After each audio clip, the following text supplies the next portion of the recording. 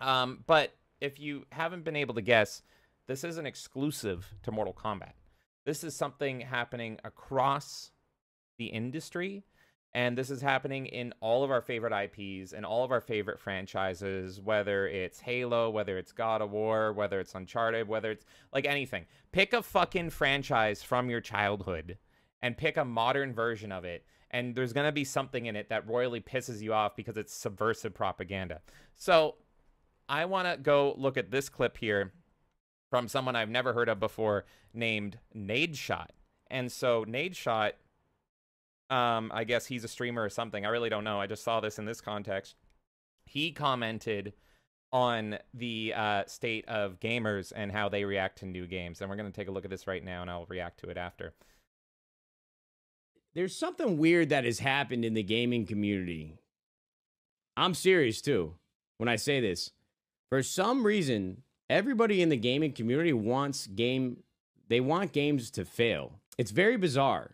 Like, the whole thing with XDefiant is still, like, stumps me to this day. People complain about not having enough games to play, but when new games come out, even before they have played it, they're like, that game sucks, I'm not going to play it. Listen, man, if we keep tearing down these studios trying to make good games, like, yeah, not every single one is going to be fun, and not every single one is going to be a hit. But if we're sitting here, like, preying on its downfall before the game even comes out, what do you think's going to happen? Nobody's going to be investing in gaming and making new games.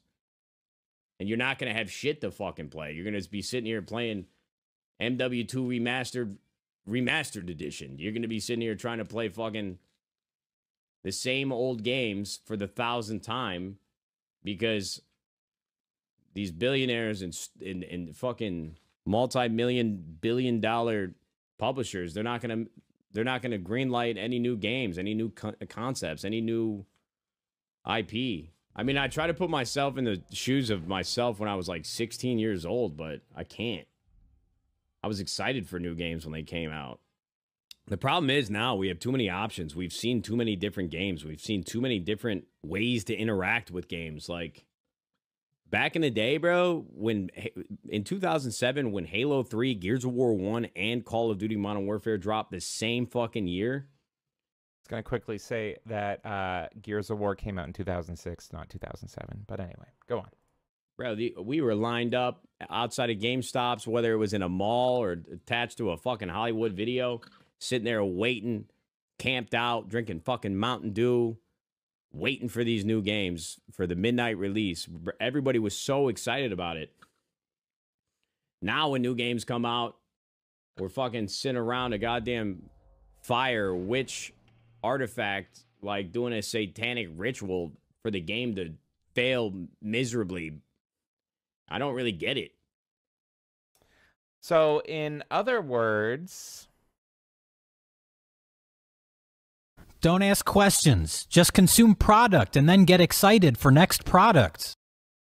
Had to be said. So, let me talk to y'all for a second. Let me talk to you guys for a second here. What you're telling me is that if I keep wishing for modern slop gaming to fail and I keep boycotting bad games, that the entire industry is going to crash and we won't have any new games? Fucking good. Good. That's exactly what I want. I find it really hilarious that this guy goes on to reminisce about in 2006 and 2007 as a time where everyone loved gaming, and he doesn't make the connection. He doesn't realize that there's a reason for that. He's just like saying, it was good then, why aren't you this way now? The games were amazing back then. And more likely than not, the game you were going to buy was going to exceed your expectations, not be an utter disappointment made by people that, one, hate you, and it's filled with entirely subversive, unrelated propaganda. We all want to return to that time when there was a feeling of positivity until the gaming activists come in and they're like just removed and we get fun propped up again. That's just not going to happen. There is excitement, by the way. This does still happen in some corners of the industry. I personally notice it primarily with Nintendo games. I don't know about you guys, but people genuinely look forward to Nintendo Directs and get excited for the new Nintendo games because guess what? They don't actually inject propaganda into them and instead focus on fun. This doesn't, however, happen with Nintendo games when people know that localizers are going to be involved, like with Thousand Year Door recently. And I absolutely loathe this idea that gamers being more concerned with how they spend their money in this age is a bad thing, and this guy wants us just to blindly consume product as they spit in your face, and we have to say thank you for it.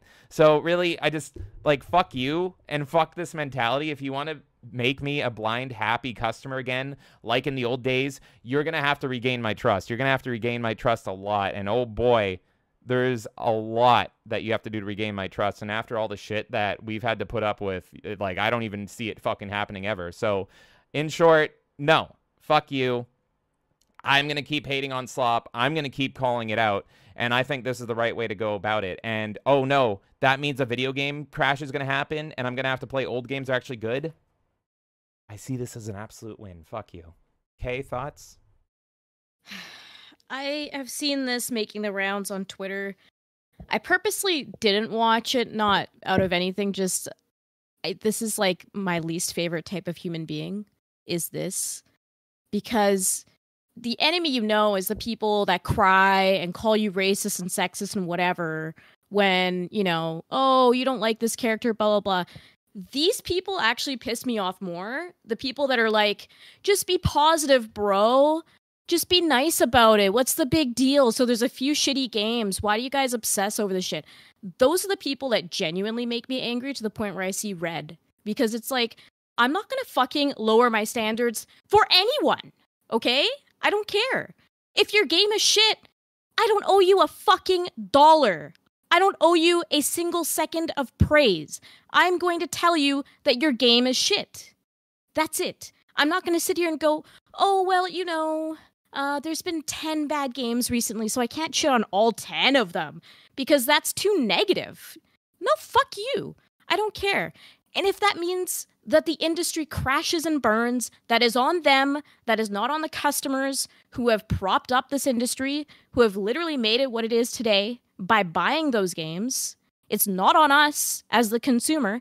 It's on you making the fucking game. It is not my responsibility. So if they're worried that the industry is going to crumble, I don't fucking care at this point because it's your fucking fault. It's the fault of the people making shitty fucking games and not respecting their customers. And it's the fault of people like this who see a little bit of conflict and they start crying about it and telling us all to stop, but then in the same breath start saying, oh, remember when in like 2006, he meant 2007, when games were great and blah, blah, blah. And I remember when I was a teenager and yeah, we don't have that anymore. And some of us are actually trying to fight to bring that back while you're sitting there and letting the enemy tanks roll you over. Yeah, 100%. Fuck you. These are the worst people to me, is the ones who can't deal with the confrontation because it'll just keep moving the line. Oh, we accept this. Then tomorrow we accept that. And then before you know it, it's even worse. And it's because, oh, we can't say negative words to people. We have to be nice to each other. Fuck being nice. Make a quality product, and I will praise you. And you know what? I don't think the industry is completely doomed at this point. There are a lot of really great indie games that are coming out. There are games that I can list off that I'm excited for. Kingdom Come Deliverance 2, I'm excited for. I'm excited for Kingmakers. I'm excited for a bunch of stuff, okay? But I'm not excited for slop. I'm not excited for things like Star Wars Outlaws or Dragon Age The Veilguard.